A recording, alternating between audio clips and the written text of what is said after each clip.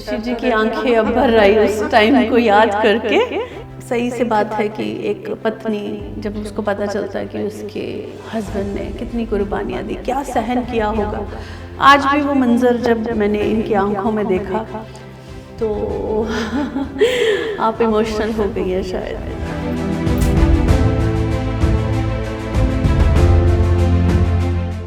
धरती हरी भरी हो और आकाश मुस्कुराए, कुछ ऐसा कर दिखाओ कि इतिहास जगमगाए।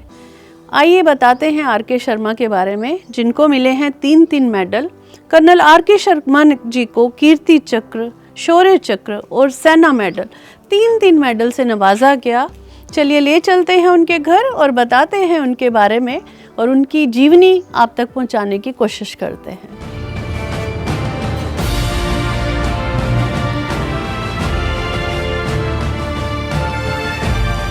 सुंदर सा घर कर्नल आर.के. शर्मा का। चलिए ले चलते हैं उनके घर में और आज वार्तालाप करते हैं उनके साथ, उनकी फैमिली के साथ, और पूछते हैं कि उन्होंने 3 मेडल कैसे हासिल किए।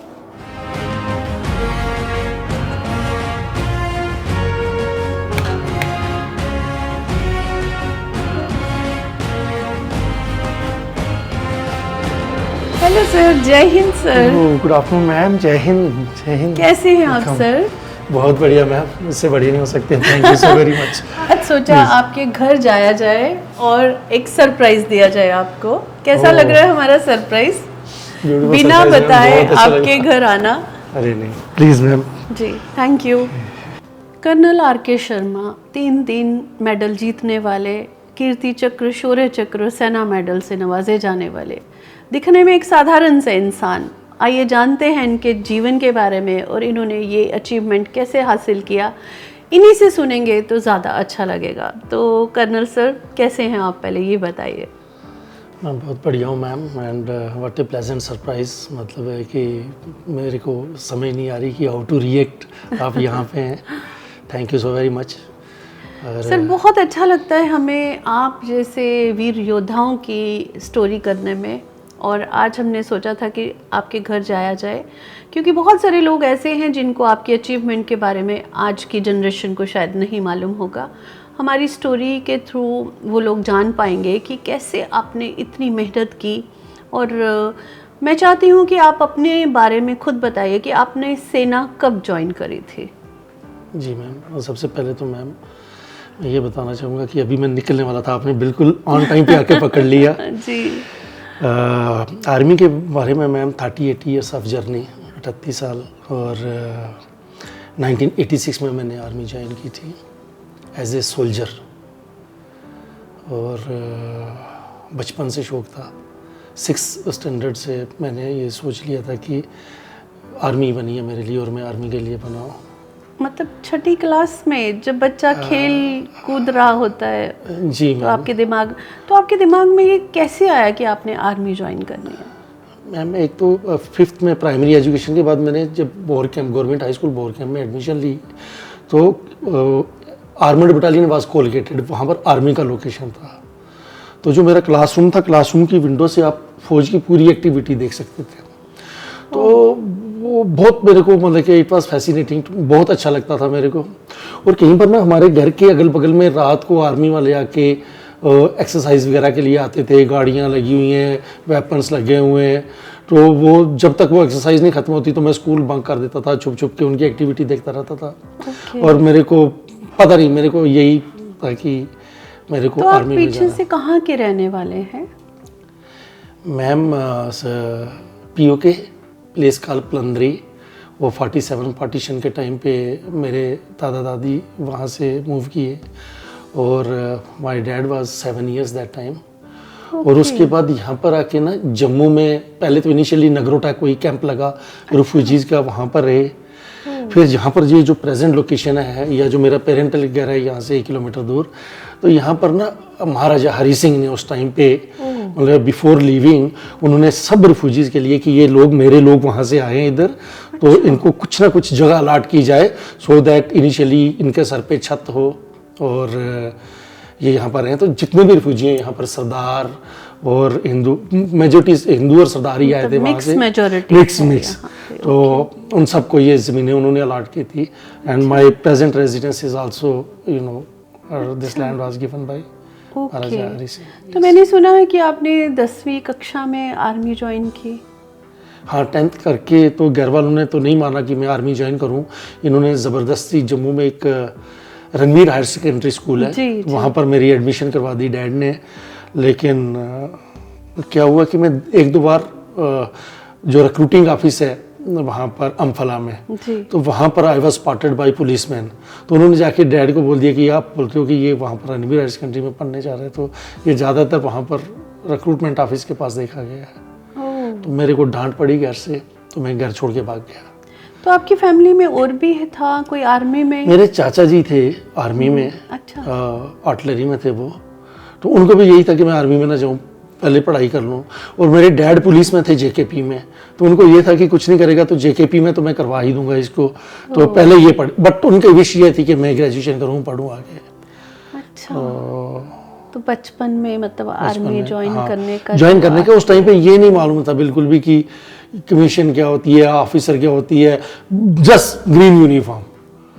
तो ये तो वहाँ पर जाने के बाद पता लगा कि ऑफिसर भी कोई चीज़ होती है, जेसीओस क्या रैंक स्ट्रक्चर है। तो दिस इज ये वीर है देश जवानों का, अलबेलों का, मस्तानों का, अनगिनत कहानियाँ सुनते सुनते हम भी बड़े हुए। और बहुत अच्छा लग रहा है कर्नल सर के पास बैठना। इनको 3 मेडल मिल चुके हैं। सर, बड़ी क्यूरियोसिटी रहती है मुझे आप जैसे योद्धाओं की कहानियाँ सुनने में, तो थोड़ा बताइए मुझे अपने बारे में। फैमिली में आपके कौन कौन हैं? फैमिली में मैम में मेरे अलावा वाइफ है एंड अच्छा, स्वीट। हाँ, आज वाइफ घर पे है आपके? हाँ, घर पे ही हैं, मैं बुलाता हूँ अभी। और मेरे 2 बेटे हैं, से बड़े वाला बेटा जो है सरफरोश और छोटे वाला सर्वश्रेष्ठ। बहुत ही खूबसूरत नाम रखे हैं आपने। Thank you ma'am. तो बड़े वाला जो है वो एमए कर रहा है, साथ में ही मेरे साथ भी सिक्योरिटी वगैरह का थोड़ा देख रहा है। अच्छा, एंड मेरा जो छोटा बेटा है वो साइकोलॉजी ऑनर परस्यू कर रहा है दिल्ली यूनिवर्सिटी से। दिल्ली में he is staying in hostel. और कहते हैं ना कि अगर बाप आर्मी में है तो बच्चों को भी बड़ा शौक होता है आर्मी ज्वाइन करने का। तो आपके बेटों को शौक था आर्मी ज्वाइन करने का, या आपकी तरफ से मना किया गया कि नहीं? मैं तो मना नहीं कर सकता। मैं तो किसी को भी मना नहीं कर सकता। अपने जो मेरे खास हैं, जिनसे मैं प्यार करता हूँ, उनको तो नहीं कभी मना कर सकता कि आर्मी में नहीं जाना। छोटे वाला है, उसको अभी भी है। बड़े वाले ने 1-2 अटेम्प्ट दिए, लेकिन ही वाज डाइवर्टेड कि मैं बिजनेस करूँ या ये करूँ। तो मैंने बोला उसको, यही बोला कि जो तू जिसमें तुम मतलब अटल तरीके से, बढ़िया तरीके से, जिसमें तेरे को लगता है कि अच्छा कर सकता है, गो फॉर दैट। ऐसा नहीं कि हाफ अटेड तू फौज में जाए और फौज में जाके अच्छा नहीं कर पा रहा है तो फौज में जाने का जरूरत नहीं है। कोई भी काम जो हाफ अटेड करो या हाँ, तो क्योंकि मैं ये पूरी डेडिकेशन के साथ आपको पूछ रही थी कि बहुत सारे लोगों के दिमाग में रहता है कि अगर फौजी है तो उसका बेटा भी फौज में होना चाहिए, तो उसने फौज क्यों नहीं ज्वाइन करी। मुझे लगता है कि हर इंसान को अपने मुताबिक जीने का हक होना चाहिए, उनकी अपनी चॉइस होनी चाहिए। आजकल आप अपने बच्चों के ऊपर कुछ नहीं थोप सकते मैम कि तू यही कर। ऐसे 20-30 साल पहले होता था कि 2 ही कैटेगरी होती थी, या डॉक्टर बनो या इंजीनियर बनो, एक आधा कुछ और बात। आज की डेट में इतना स्कोप है, बच्चों को they are much advance than us. उनको पता है कि क्या करना है, कब करना है। तो मेरी तरफ से बच्चों को कोई ज्यादा प्रेशर नहीं रहा है कि हाँ, एक अच्छे पिता बन के आप साथ अच्छा तो पता नहीं कितना हो, लेकिन यस मैंने ज्यादा प्रेशर नहीं डाला है कि तुम यही बनो। तो मुझे बड़ी यहाँ पे बड़ी अच्छी सी पॉजिटिव वाइब्स आ रही हैं। यहाँ पे मैं देख रही थी मेरे पीछे ही बुद्ध भगवान और सामने मोमबत्ती जला के रखते हैं आप, तो मुझे लगता है कि आप फॉलोअर्स हैं बुद्ध भगवान के। फॉलोअर्स हूं, मैं उन सब का फॉलोअर हूं तभी आप इतने शांत, जो अहिंसा के पुजारी रहे हैं। हालांकि ये एडम और ये जो जितने भी अवार्ड है मेरे, वो कुछ और बयान करते हैं, बट मैं बिल्कुल अहिंसावादी। देखने में आप एकदम से सरल स्वभाव के, शांत, और ये 3 मेडल हासिल करना, उस टाइम मुझे लगता है कि आप किसी और रूप में आ जाते थे जब देश की बात आती थी। मैम वो ड्यूटी है, उसके लिए कसम खाई हुई है। जी। तो मैं अगर उसको नहीं मारूंगा तो वो मेरे को मारेगा या मेरे बंदों को मारेगा, वो मेरे एरिया ऑफ रिस्पॉन्सिबिलिटी में सिविलियंस को अटैक करेगा, लोगों को परेशान करेंगे, तो उस टाइम पे I have to be ruthless. तो जो आपको इतने ढेर सारे मेडल मिले हैं, तो आपने कोई ऐसी जगह तो बनाई होगी अपने अचीवमेंट्स जो आपने ये मेडल हासिल किए, तो घर पे कोई ऐसा कोना होगा जिसमें आपने अपनी यादें ताज़ा करने के लिए वो जगह सजो के रखी होगी? मैम ये साइटेशंस वगैरह तो लगी हुई हैं सारी ऊपर जी, तो चलिए ये ऊपर वाला एरिया है तो वहाँ पर देखिए जरा आपके वहाँ पे जाकर। चलते हैं मैम, बिल्कुल आए, चलिए सर ऊपर। हाँ प्लीज मैम, वेलकम।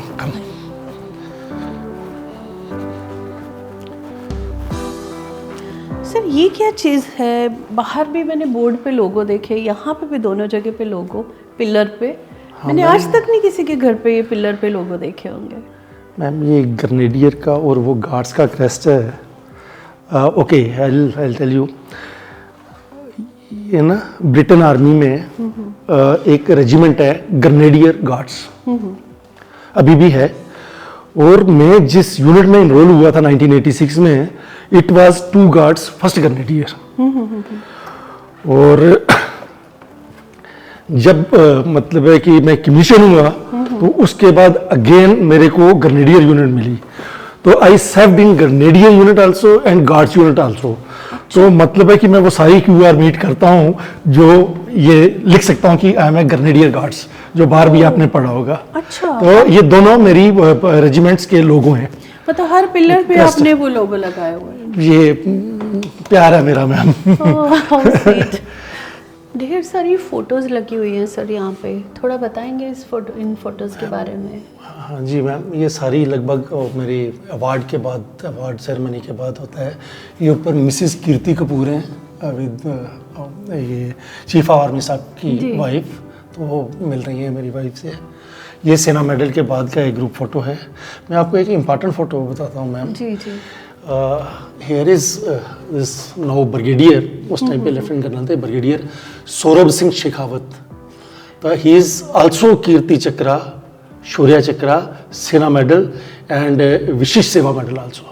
ओ, मतलब जैसे इनको 4 मेडल मिल चुके हैं? 4 मेडल मिल चुके हैं। अच्छा, यहाँ पे तो इंडिया की सब बड़ी ग्रेट पर्सनालिटीज बैठी हुई हैं, जैसे ये देखो मैम, अर्जुन सिंह जी की भी, मार्शल, और मनमोहन सिंह जी भी दिख रहे हैं इसमें जी, प्रेसिडेंट ऑफ इंडिया भी दिख रहे हैं। तो ये बड़ी महत्वपूर्ण फोटो है। ये after award ceremony it is a group photograph taken ma'am.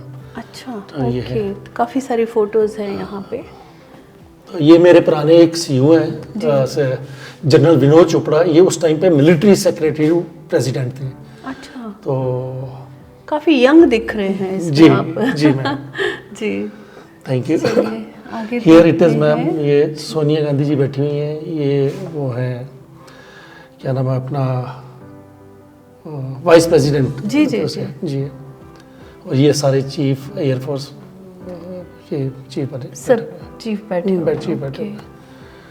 कितना गर्व फील होता होगा जब ये मेडल मिल रहा था आपको, और इतनी सारी इंडिया की ग्रेट पर्सनैलिटीज देख रही होती है, तो वो मोमेंट कुछ अलग ही होता है, वो अलग फील होता है। जी मैम। तो यहाँ पे भी मैंने देख रही हूँ जैसे बहुत सारे मेडल रखे हुए हैं, तो मुझे लगता है ये सारे मोमेंटोस, मेडल्स हर जगह आपको बुलाने के लिए लोग, बुलाने के लिए भी।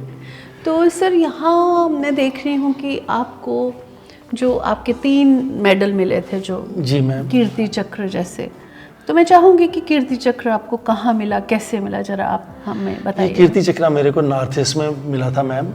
एक इन्फॉर्मेशन थी कि 7-8 लोग जो है एक्सटॉर्शन के लिए आ रहे हैं ज़िला परिषद के इलेक्शन को इफेक्ट करने के लिए। तो उस इंफॉर्मेशन पे हम गए, we were able to eliminate 5 militant, और इसके लिए मेरे को ये कीर्ति चक्र मिला था। लेकिन मैं एक चीज़ आपको बताना चाहता हूँ मैम, मेरी कंपनी को 48 अवार्ड मिले थे। अच्छा, विच इज़ ए रिकॉर्ड है। अच्छा। और उन 48 अवार्ड में से ये 3 अवार्ड जो है ये मेरे को मिले। अच्छा, कीर्ति चक्र, शौर्य चक्र एंड सेना मेडल। मुझे यहाँ लग रहा है कि ये कुछ आपको एक लेटर किस चीज़ का है, ये जो सामने दिख रहा है ये लेटर?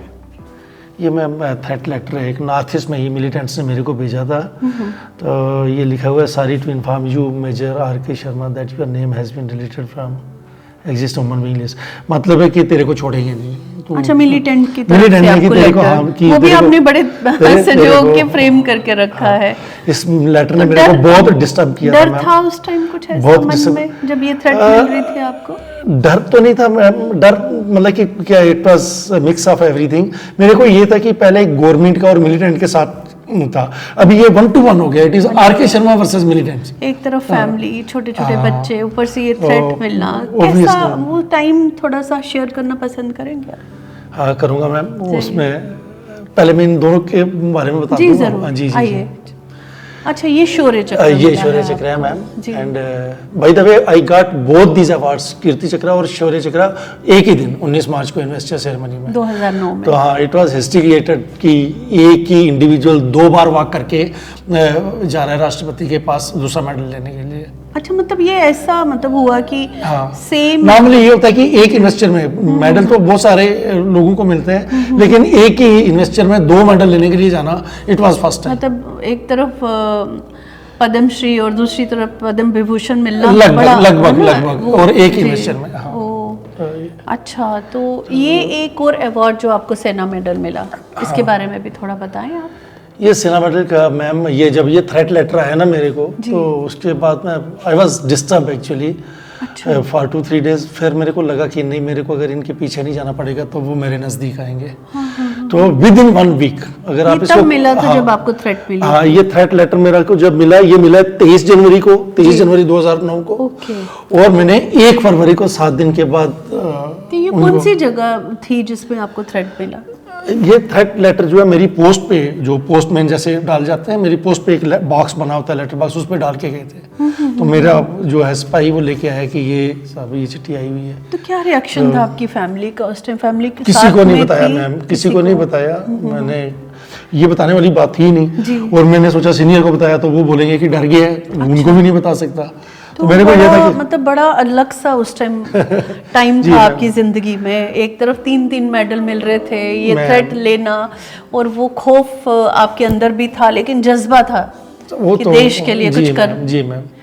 तो यहाँ पर थोड़ा सा पर्सनल भी हो गया था मैम, सेना मेडल के लिए पर्सनल भी हो गया था कि उसने मेरे को बोला तो मैं उसको मारूंगा, अभी आर पार की लड़ाई है, या मैं मरूं या वो मरे, लेकिन लड़ना है, उसको ढूंढना है, मारना है या मरना है, बिल्कुल दो ही थे बिल्कुल। आपके एक पास तीसरा ऑप्शन ही नहीं था मेरे ऑप्शन। पास। तो बच्चों का ख्याल नहीं आया, बीवी का ख्याल नहीं आया कि छोटे छोटे बच्चे?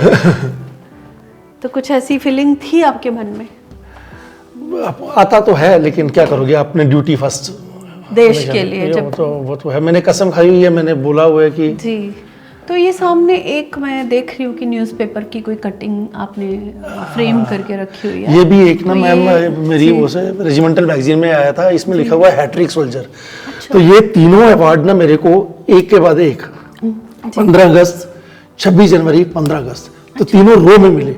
ओह, पहले 15 अगस्त को मिला, फिर 26 जनवरी को मिला, फिर वापस 15 अगस्त को, 1 साल के अंदर तीनों। अच्छा, उसकी ये कटिंग। तो उसके लिए मेरी रेजिमेंट ने लिखा था कि ये 3 अवार्ड लेने वाला और हैट्रिक बनाने वाला सोल्जर। तो ये इसमें यहाँ पर कुछ लिखा हुआ है, यहाँ पे आने वाली नस्लें तुम पर फख्र करेंगी हुमासरो, जब वो सुनेगी तुम्हें फिराक को देखा था। तो इसको उसने मॉडिफाई करके ऐसे लिखा हुआ है कि आने वाली नस्लें तुम पर फख्र करेंगी मुआसरो, जब वो सुनेगी कि तुमने शर्मा को देखा था। अच्छा ऐसे मॉडिफाई करके बनाया हुआ है। क्या बात है। गुड पीपल, गुड फ्रेंड्स, उन्होंने लिखा हुआ है। सर, इस जगह पे ऐसा फील हो रहा है जैसे मैं अलग ही जगह पे आ गई हूँ आज, और बड़ा मुझे प्राउड होता है जब मैं आप जैसी पर्सनैलिटी, ग्रेट पर्सनैलिटी को मिलती हूँ। आपकी स्टोरीज़ हम दुनिया तक पहुँचाते हैं, क्योंकि आपको पता है आज की जनरेशन भूल चुकी है कि आपने कितनी कुर्बानियाँ दी। आज वो आज़ाद बैठे हैं घरों पे, इंजॉय कर रहे हैं, लेकिन उनको ये नहीं पता कि कितनी कुर्बानियाँ हैं, कितने लोगों ने शहादत दी है। आज जो हम सुकून से जी रहे हैं, तो कर्नल सर की जो स्टोरी हम आप तक पहुंचा रहे हैं, अभी बड़ा कुछ है इनके बारे में जानने का। तो आज आपकी पर्सनल ज़िंदगी को भी थोड़ा सा टच करेंगे, आइए चलते हैं आगे। अभी लाइफ जो पर्सनल है सर की, उसके बारे में जानते हैं। जैसे ही यहाँ पहुँचे तो पूल टेबल नज़र आ रहा है, शायद इनका बेटा पूल टेबल पे खेल रहा है। सर आप फ्री टाइम में क्या करते हैं? अभी आपकी पर्सनल लाइफ के बारे में पूछते हैं। आप लोगों को इंटरव्यू देता रहता अरे मैं वाह। कुछ नहीं, मेरे को स्कूल कॉलेजेस वगैरह में बुला लेते हैं कई बार, बच्चों को थोड़ा सा शाबाशी दे दो, उनको मोटिवेट करो। बाकी घर पे अपना बाग बगीचा, थोड़ा पूल टेबल खेल लिए। और मैंने कभी पूल टेबल नहीं खेला, आपको पता है? Please, मुझे आता ही नहीं है ये कैसे खेलते हैं। जरा आप दिखाएंगे कैसे खेल रहे हैं? Sure ma'am. आज बाप बेटा दोनों की जरा करामात देखते हैं कि कैसे आप खेलते हो। थोड़ा सा मुझे बताते जाएंगे, मुझे बड़ा क्यूरियोसिटी हो रही है। Sarfarosh explain it to ma'am. अच्छा सरफरोश, जरा बताओ आप पापा के साथ कैसे खेल रहे हो? मैंने कैरम बोर्ड खेला है लाइफ में, मैं कैरम बोर्ड खेला करती थी, पर पूल टेबल मैंने कभी नहीं खेला। बड़ा इंटरेस्टिंग सा लग रहा है। सिंपल सा है, you have to make an arc, छोटा सा कि ये स्लिप होती रहे। अच्छा। उसके बाद जो आप एंगल बनाएंगे, जैसे आपकी बॉल्स या तो स्ट्राइप्स वाली होंगी या सॉलिड वाली होंगी। आपका ओपोनेंट का स्ट्राइप्स हो सकता है, आपका सॉलिड होगा, तो आपको ये सॉलिड वाली अंदर करनी है आपके पार्टनर से पहले। ये एक एक्सरसाइज का भी तरीका जी, है जी, कि जी, आप जी। जैसे फ्री हैं थोड़ा सा कंसंट्रेशन भी है, थोड़ा सा concentration। एक्सरसाइज भी है, एंड थोड़ा सा टाइम पास भी है। तो ये सर मैं देख रही थी सामने काफ़ी सारे मेडल्स लगे हुए हैं, तो ये मेडल्स आपको, मुझे लगता है कोई दिन ऐसा नहीं जाता होगा जब आपको कोई ना कोई मेडल नहीं मिलता होगा। मैम ये सारे ना marathon, I am very fond of marathon. अच्छा ओके। एक और आपकी हमें नई खूबी पता चली कि आप मैराथन के भी एक्सपर्ट मैराथन भागते हैं, और मेरे साथ मेरी वाइफ ये अकेले नहीं भागने देती, ये भी साथ रहती है मेरे। अच्छा, आपकी वाइफ हाँ। शशि जी, शशि जिनके जी, बारे में correct। मैंने बहुत सुना है, जी। तो मैं कैमरामैन से बोलना चाहूँगी कि एक खूबसूरत इनकी वाइफ को भी फोकस किया जाए। शशि मैम कैसे हैं आप? और मैंने बहुत तारीफ सुनी है, एक तो आपके खाने की, और मुझे जैसे कि ये फोटो में सर ने बताया कि आप मैराथन में भी आप पार्टिसिपेट करते हैं, तो थोड़ा बताएंगे सर इनके ये कैसे इनको शौक था या आपने डाला इनको? Ma'am I was posted in Mumbai 2016 में, तो वहाँ पर ना बहुत बड़ा इवेंट होता है, एशिया का बिगेस्ट इवेंट है मैराथन। हाँ यस यस यस। तो एक बार मैं देखने के लिए गया वहाँ पे, और उसके बाद क्या हुआ कि I was feeling so jealous जब लोग गले में बड़े बड़े मेडल डाल के आ रहे थे। यहाँ तो पे भी एक फोटो है जिसमें ढेर सारे मेडल लगे हुए हैं। जी ma'am, this is one of our dress जो मेस में पहनते हैं हम, बहुत ही सेरेमोनियल फंक्शन में। खूबसूरत तस्वीर आपकी जो यहाँ पे फ्रेम करके रखी हुई है आपने, thank you so very much, thank you so very much. बहुत अच्छा लग रहा है। और यहाँ पे मैं देख रही थी 2 तलवारें लटकी हुई हैं, यहाँ पे फ्रेम किया हुआ है। ये मेरे को ना ये यूनिटों में गया था, मेरे को ना सिख रेजिमेंट में बुलाया था। अच्छा, और एक ये टी यूनिट थी सिखलाई की, तो उन्होंने बुलाया था, तो वहाँ पर उन्होंने मेरे को ऑनर किया था गुरुद्वारा में। क्योंकि बड़ी मेमोरीज आपने बड़ी सजो के रखी है, बड़े प्यार से ये पल जो आपने सजोए हैं। जब आपकी ये स्टोरी ये आज की यंग जनरेशन देखेगी, एक तो वो मोटिवेट होगी कि आपने कैसे 3 मेडल जीते, प्लस आपने हर एक मेडल को बड़ी बखूबी से आपने सजो के रखा है, ताकि आज की जनरेशन जो है उनको पता चल सके कि इसके पीछे कितनी मेहनत थी, फैमिली की कितनी सपोर्ट रहती है आपको। आज चलिए आपके बारे में जब हम पर्सनल हो चुके हैं, तो शशि जी आप बताइए कैसा टाइम था वो जब इनको मेडल मिल रहे थे, थ्रेट मिल रही थी, और एक तरफ आपको कुछ भी पता नहीं था, तो बाद में जब आपको पता लगा तो कैसा फील हुआ आपको? शशि जी की आंखें अब भर आई उस टाइम को याद करके। और सही से बात है कि एक पत्नी जब उसको पता चलता है कि उसके हस्बैंड ने कितनी कुर्बानियाँ दी, क्या सहन किया होगा। आज भी वो मंज़र जब मैंने इनकी आंखों में देखा तो आप इमोशनल हो गई हैं शायद। समझ सकते हैं। पर वो टाइम तो निकल गया ना, अब तो आपको गर्व होना चाहिए। वो टाइम निकल गया, और इतनी बहादुरी के साथ देखो आज एक जेंटलमैन आपके सामने खड़े हैं। देश को कितना गर्व हो रहा है इनके ऊपर, सबसे बड़ी बात है। तो चलते हैं, आगे बढ़ते हैं और फिर से कुछ नया पूछते हैं इनको। इस जगह पे आके मैंने देखा सैम बहादुर की फ़ोटो, जिनको मानिक शाह भी सर कहते थे, और मानिक शाह को कौन नहीं जानता था उस दौरान। इकलौते ये ऐसे एक आर्मी योद्धा थे जो प्राइम मिनिस्टर के साथ बैठ के मतलब क्लियर बात करने में इनको मतलब माना जाता था कि ये फेस टू फेस अगर कोई बात कर सकता था प्राइम मिनिस्टर से तो यही कर सकते थे। और आज इनकी फ़ोटो आपके ऑफिस में लगी देख के थोड़ी उत्सुकता हो रही है कि आप ने फ़ोटो लगाई है, तो कुछ इनके बारे में कुछ अगर आप बताना चाहें तो। जी मैम, पहले तो मैं ये बताना चाहूँगा कि ये मेरा ऑफिस नहीं है। मैं कभी आके यहाँ पर बुक शुक पढ़ लेता हूँ, या गांव वाले यहाँ पर बहुत सारे लोग ऐसे हैं जिनको कोई एप्लीकेशन लिखवाना, कोई काम करवाना, ये तो आते हैं, रिक्वेस्ट करते हैं, बताते हैं, या गाइडेंस लेने के लिए आते हैं, तो उनके साथ बातचीत कर लेता हूँ। बाकी SHFJ मानिक शाह मतलब है कि ये तो वर्ल्ड हीरो हैं, मेरे तो आइडियल हैं ही, ये पूरी इंडियन आर्मी के आइडियल हैं। और इसके अलावा 71 वार या उसके दाएं जो भी पाकिस्तान आर्मी में भी रहे होंगे, उनके लिए भी मानिक शाह आइडियल रहा है। तो सैम बहादुर को मुझे लगता है आज की जनरेशन जान पाई है, क्योंकि इनके ऊपर जो मूवी बनाई है विक्की कौशल जिन्होंने एक्ट किया है, तो आज लोगों को पता चला कि सैम बहादुर कौन था। And I would like to add on it ma'am कि जो मूवी बनी है बहुत ही अच्छी मूवी बनी है, लेकिन जिन्होंने सैम को ना बहुत अच्छी तरह से पढ़ा हुआ है वो यही बोलेंगे कि विक्की कौशल 10% 12% भी नहीं कर पाया है जो इसकी ट्रू कैरेक्टर था, ट्रू पर्सनालिटी थी। तो ये बहादुर। और इनको देख के ना मेरे को एनर्जी आती है। मैं मतलब फोटो देख के ना मेरे को होता है कि आज मैं कुछ अच्छा करूंगा, कुछ अच्छा होने वाला है। मतलब आपके आइडल हैं ये। Exactly ma'am. इस घर में कोना कश्मीर बनाया हुआ है सर ने। यहाँ आके जैसे मैंने देख रही थी कि ट्यूलिप गार्डन का फील हो रहा है, चिनार पत्ते यहाँ पे देखने को मिल रहे हैं। पूरा कश्मीर का जो एक मंजर होता है खूबसूरत सा शिकारा यहाँ पे दिखाई दे रहा है आपको। तो सर हर जगह पे आपने पोस्टिंग की है, तो कश्मीर का कोई ऐसा हादसा जो आप हमारे साथ साझा करना चाहेंगे तो?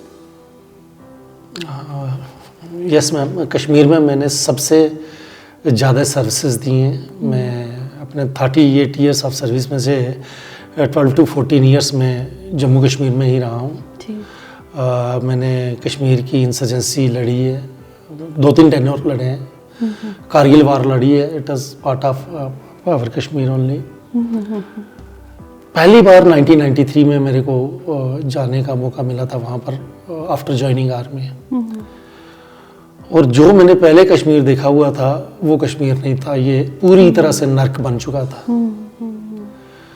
बहुत बुरी तरह से, मतलब कि ये लुप्त हो चुका था उसमें मिलिटेंसी में। और 17 नवंबर की बात है, हमारी यूनिट ने एक ऑपरेशन में जाना था। उस ऑपरेशन में मैं भी I was part of that operation. और कार्डन एंड सर्च के दौरान यू नो व्हाट हैपेंड कि एक घर के बाहर कुछ ऐसा बॉक्स सा बना हुआ था, तो मैंने उसका जाके दरवाज़ा खोला तो नीचे से फायरिंग शुरू हो गई। हमने भी फायरिंग की, मैं जख्मी हो गया, मेरा कंपनी कमांडर भी जख्मी हो गया।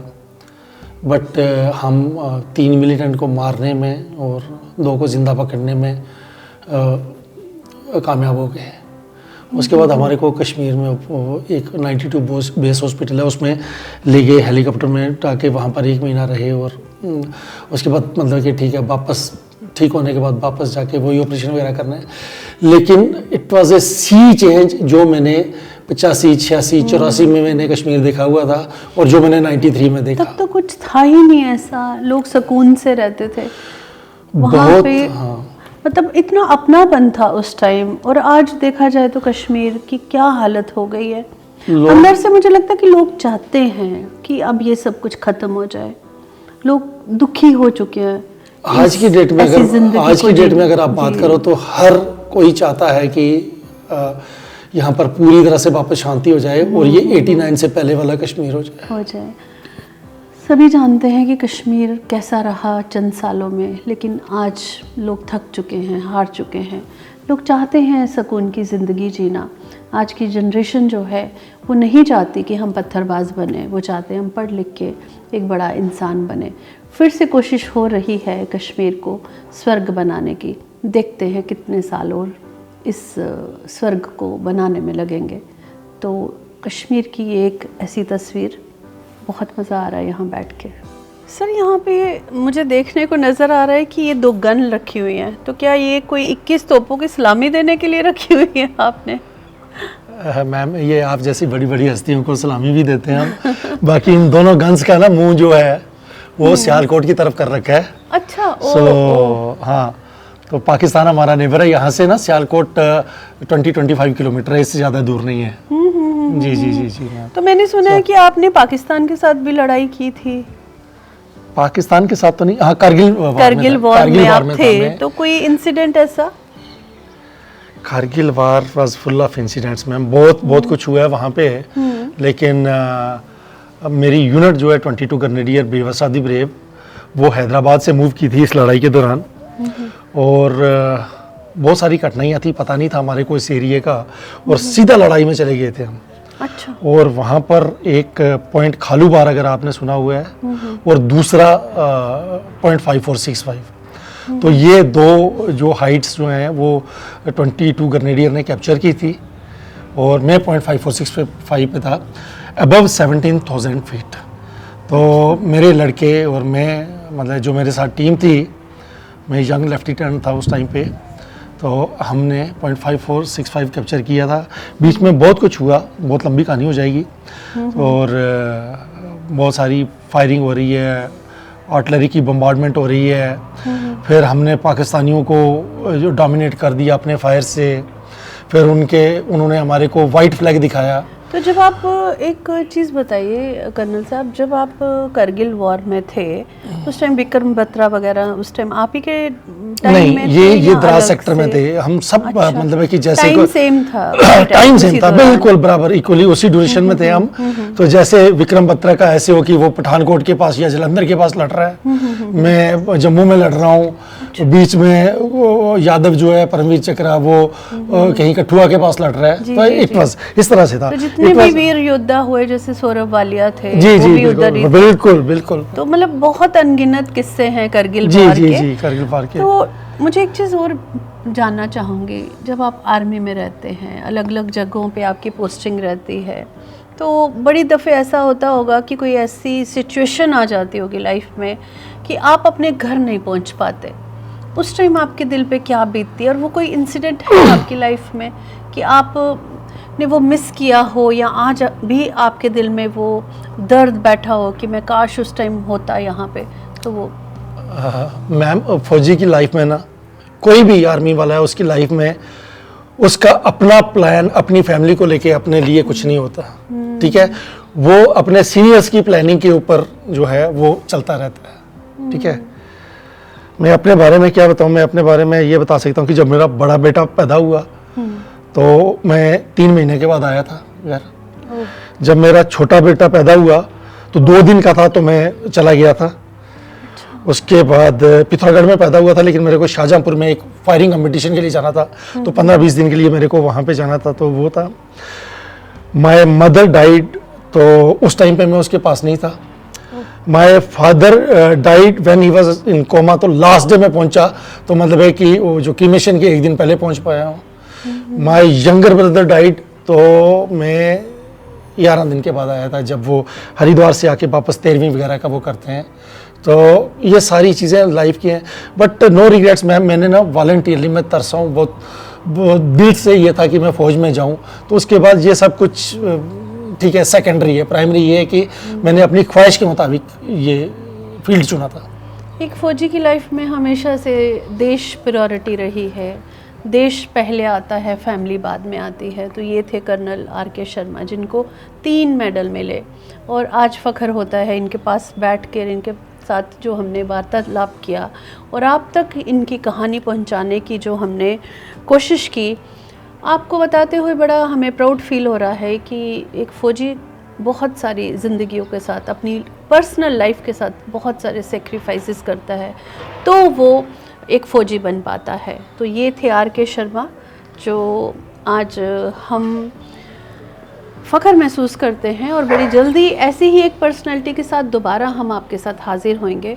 तब तक हम आपको सर जय हिंद बोलना थैंक यू चाहेंगे। सो वेरी मच और मैम, पूरा थैंक्स देश फॉर अ आप पे प्लेजेंट सरप्राइज, हमेशा गर्व करता जय हिंद। रहेगा। बहुत अच्छा लगा कि आप यहाँ पे आए, कैसे ठिकाना आपने ढूंढा। Thank you so very much. Thank you, जय हिंद। शिशिर जी की आंखें अब भर आई उस टाइम को याद करके। सही से बात है कि एक पत्नी जब उसको पता चलता है कि उसके हस्बैंड ने कितनी कुर्बानियां दी, क्या सहन किया होगा। आज भी वो मंजर जब मैंने इनकी आंखों में देखा तो आप इमोशनल हो गई है शायद।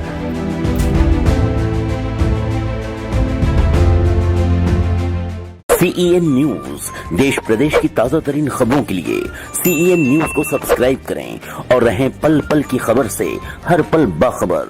CEN न्यूज, देश प्रदेश की ताजा तरीन खबरों के लिए CEN न्यूज को सब्सक्राइब करें और रहें पल पल की खबर से हर पल बाखबर।